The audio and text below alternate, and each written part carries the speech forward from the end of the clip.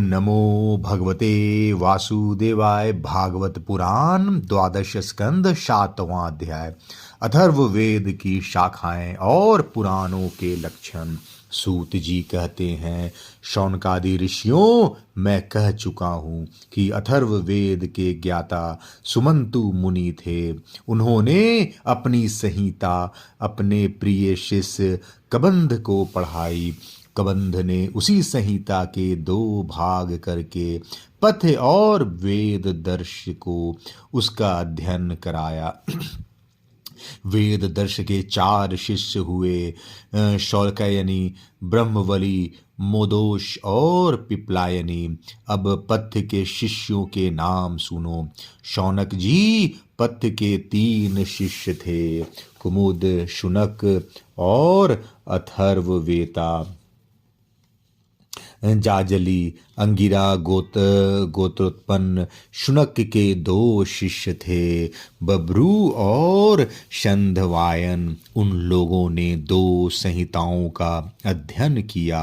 अथर्ववेद के आचार्यों में इनके अतिरिक्त शंधवायन आदि के शिष्य शावर्ण आदि तथा नक्षत्र कल्प, शांति, कश्यप, आंगिरस आदि कई विद्वान और भी हुए। अब मैं तुम्हें पौराणिकों के संबंध में सुनाता हूँ। शौनक जी, पुराणों के 6 आचार्य प्रसिद्ध हैं।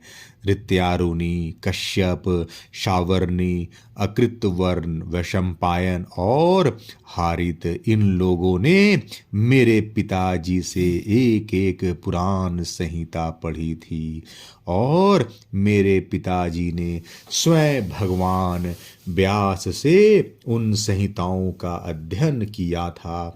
मैंने उन 6 आचार्यों से सभी संहिताओं का अध्ययन किया था। उन 6 संहिताओं के अतिरिक्त और भी 4 मूल संहिताएं थी। उन्हें भी कश्यप, शावर्णी, परशुराम जी के शिष्य अकृतवर्ण और उन सब के साथ मैंने व्यास जी के शिष्य श्री रोहमहर्षण जी से, जो मेरे पिता थे, अध्ययन किया। शौनक जी, महर्षियों ने वेद और शास्त्रों के अनुसार पुराणों के लक्षण बतलाए हैं। अब तुम स्वस्थ होकर सावधानी से उनका वर्णन सुनो।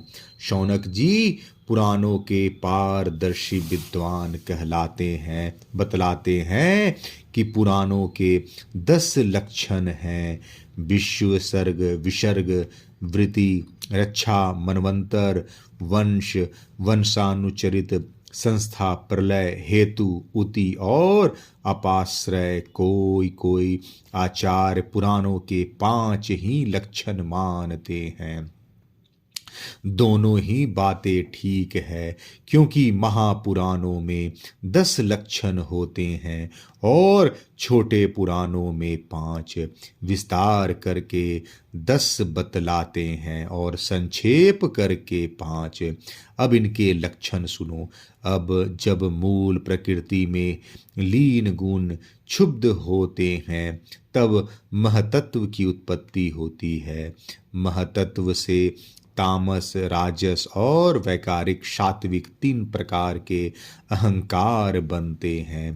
त्रिविध अहंकार से ही पंचतन मात्रा, इंद्रियां और विषयों की उत्पत्ति होती है।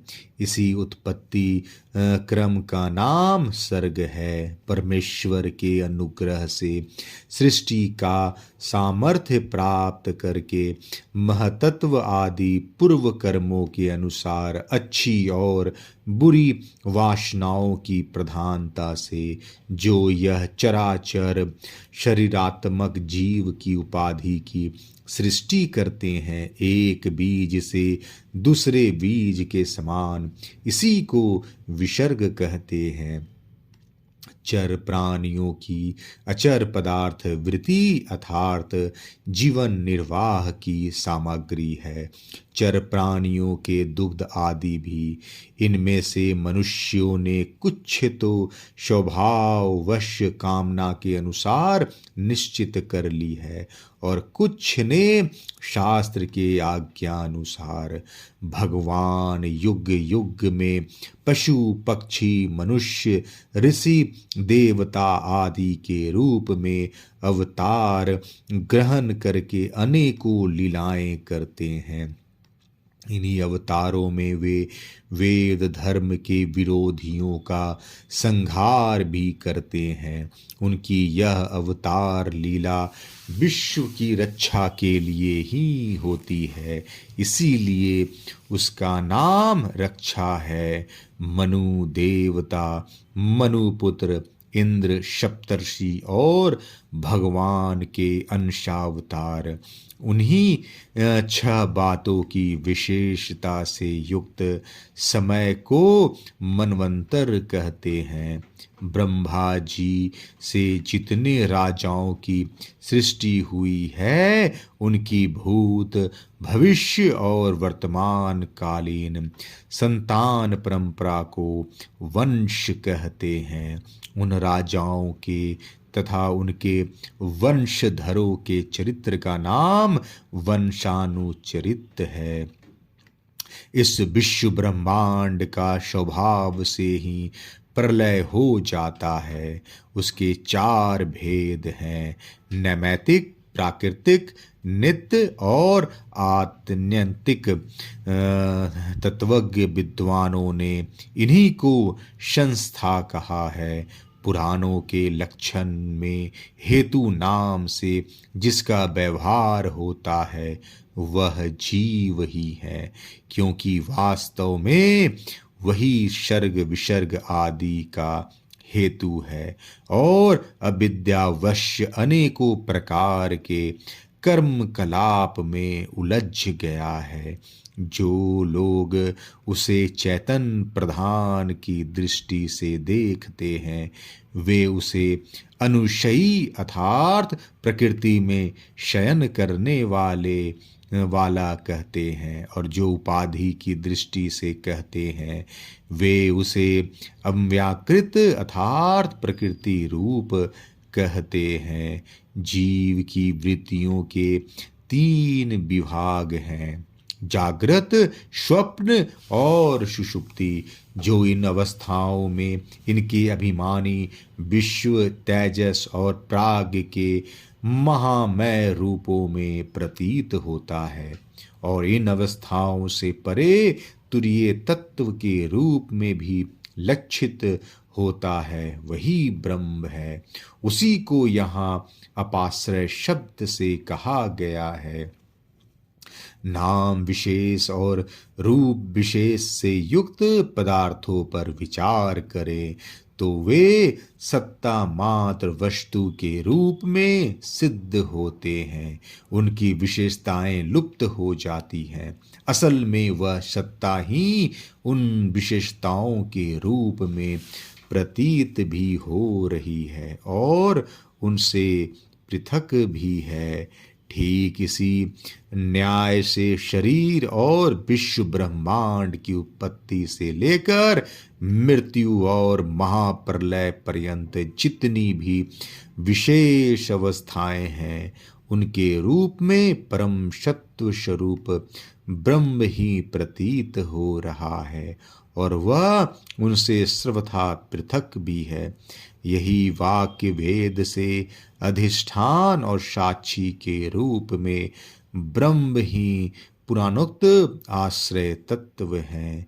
जब चित्त स्वयं आत्म विचार अथवा योगाभ्यास के द्वारा सत्य गुण, रजोगुण, तमोगुण संबंधी व्यवहारिक वृत्तियों और जागृत स्वप्न आदि स्वाभाविक वृत्तियों का त्याग करके उपराम हो जाता है, तब शांत वृत्ति से तत्वमसि आदि महावाक्यों के द्वारा आत्मज्ञान का उदय होता है। उस समय आत्मवेता पुरुष अविद्या जनित कर्म वासना और कर्म प्रवृत्ति से निवृत्त हो जाता है। शौनकादि ऋषियों, पुरातत्ववेता, ऐतिहासिक विद्वानों ने इन्हीं लक्षणों के द्वारा पुराणों की यह पहचान बतलाई है। ऐसे लक्षणों से युक्त छोटे बड़े 18 पुराण हैं। उनके नाम हैं ब्रह्म पुराण, पद्म पुराण, विष्णु पुराण, शिव पुराण, लिंग पुराण, गरुड़ पुराण, नारद पुराण, भागवत पुराण, अग्नि पुराण, स्कंद पुराण, भविष्य पुराण, वैवर्त पुराण, मार्कंडे पुराण, वामन पुराण, वराह पुराण, मत्स्य पुराण, कुर्म पुराण और ब्रह्मांड पुराण, यह 18 हैं।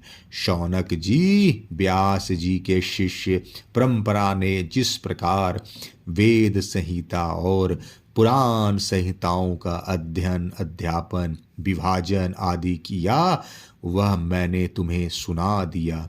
यह प्रसंग सुनने और पढ़ने वालों के ब्रह्म तेज की अभिवृद्धि करता है। 7वां अध्याय समाप्त। जय श्री कृष्ण।